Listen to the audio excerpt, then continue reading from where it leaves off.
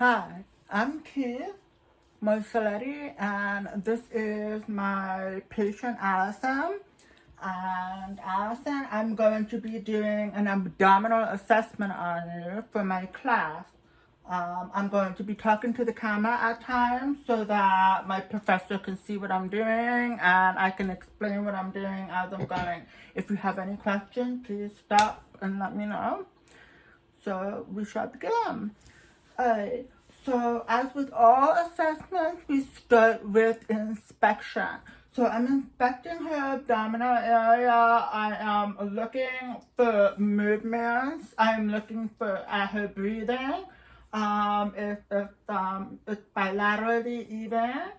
I'm checking her stomach for any sort of peristalsis or movements of the bowel. Any pulsations of the aortic valve. Sometimes you can see that, although not always, depending on the person's musculature or their adiposity. It may be hard to see. But I can actually see a bit of her. So we can see some pulsations in her, above her umbilical, showing her aortic pump. So I'm going to begin the assessment by inspecting all 4 quadrants, and I will start with auscultation. So I have my stethoscope here, which connects directly to my hearing processor. So there's no tubes like a regular stethoscope, to bear in mind. There's a bell and a diaphragm mode. I'm going to be checking each quadrant with both.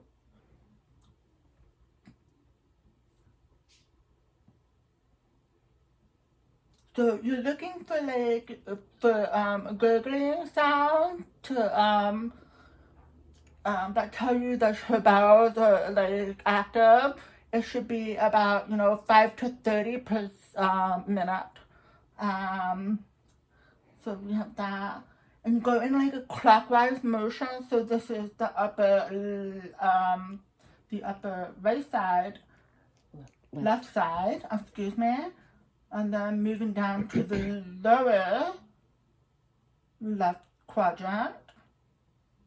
And then over to the lower right quadrant. So she's got bowel sounds in all 4 quadrants. The next I'm going to be checking is her vascular sound. So I'm going to start with the aortic valve, which is right above the umbilical. It's best to listen with the bell sound, but I'm going to check with both, so I can feel the pulsations of her aortic valve, her aorta artery, and then over here is the iliac artery. What you're listening for is, some the regular pulsations that you would expect, but you're also listening for bruit, which is like a rumbling sound. Bruit would not be a normal finding. And then down to the femoral.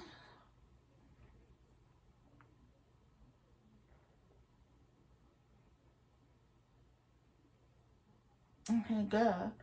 Now I'm going to check, I'm going to listen with the bow of my stethoscope and her liver.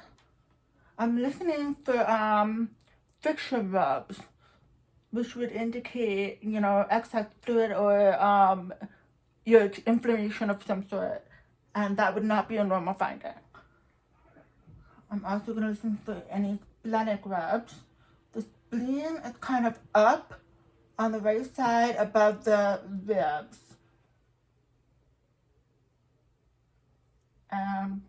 She's got no splenic rubs, so that's good. Okay, next thing we're gonna do is we're gonna palpate. We're gonna start with light palpation because you want the patient to get used to the feel of your fingers, and you want to relax the abdominal muscles, so they can be prepared for the deeper palpation. So you again go in a clockwise motion and lightly palpate the upper right quadrant. Move over to the upper left quadrant. Down to the lower right quadrant. And over to the left lower quadrant. Okay, so now we're going to go into more deep palpation. With deep palpation, we're going to try to start to palpate for the actual internal organs. Alright, so I'm going to palpate here.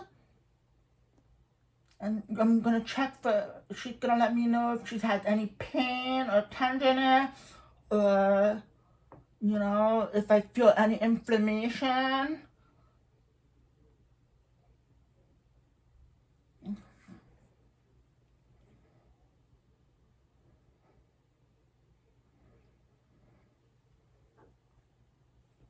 When you get over to this side, it might be uncomfortable. This is where the large colon is, but it shouldn't be painful. Over here, this is where the appendix is. This is also known as McBurney's point. If there is pain or tenderness, that could be indicative of appendicitis, along with other clinical signs. And we can even do a test called a rebound test, where I'm going to press down sharply on her left lower quadrant and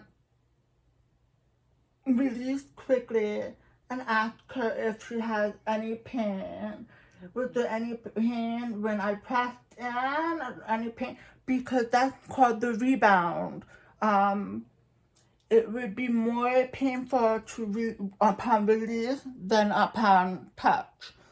And the same thing goes to the other side. This is called Rosin sign. And I can press in and release. No pain. No pain. Another way to check for appendicitis is to do the straight leg raise test. So you raise the leg, and if you feel pain above the McBurney's point on the lower right quadrant, that could be indicative of appendicitis. The same goes if you lift the other leg. If she feels the pain and McBurney's point on the opposite side, it could be indicative of appendicitis. Now, this is a fairly normal finding. She has no apprehension on her face. So usually if it's like at a 45-degree angle and you can't go any further than that without pain, then that could be indicative of appendicitis. Alright, so now what we're going to do is we're going to percuss. I'm going to percuss the liver. Alright, so remember when you percuss about among the abdominal area, you should hear tympanic sounds. Alright, those are normal findings. You would not want to hear a dull sound. When you hear dull sounds, that's when you know you've gotten to a bone or an organ. So I'm going to percuss upward and from tympanic and find the spot where it's dull. That would be the lower edge of her liver.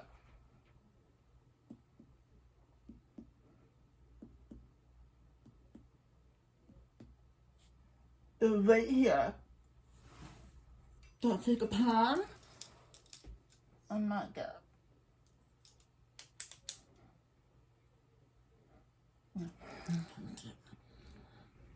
Alright, then I would go in the opposite direction.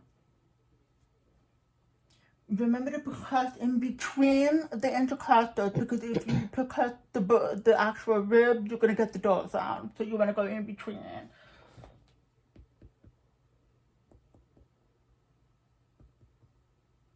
So right here. So that is her liver spin. And if I measure that, it's 5 centimeters. It should be between 5 and 7 centimeters. Now I'm going to pick up his spleen.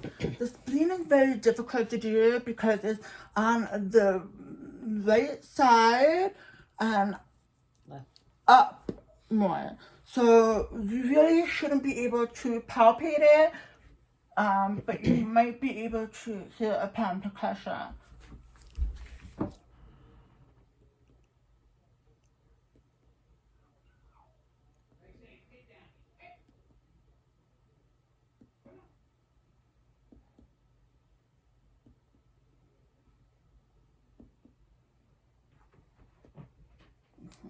So I cannot feel or palpate her spleen or percuss her spleen.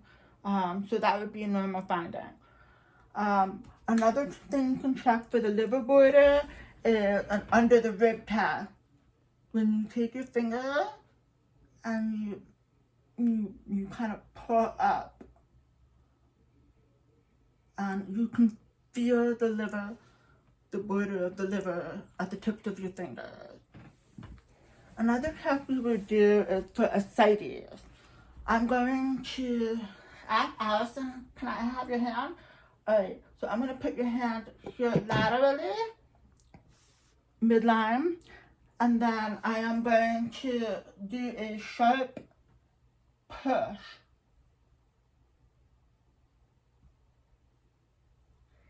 You would feel if she had ascites, but she does not, as you can tell that she doesn't.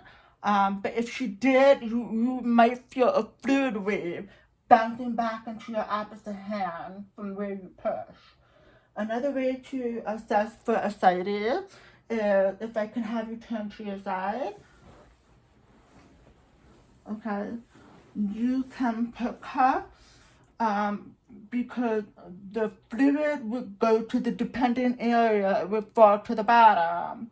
So you can percuss, and if it's tympanic here, and then, you would hear the fluid there, then that would be indicative of ascites. But she does not have ascites, and she's healthy. And that concludes our abdominal exam. Do you have any questions? No. Okay.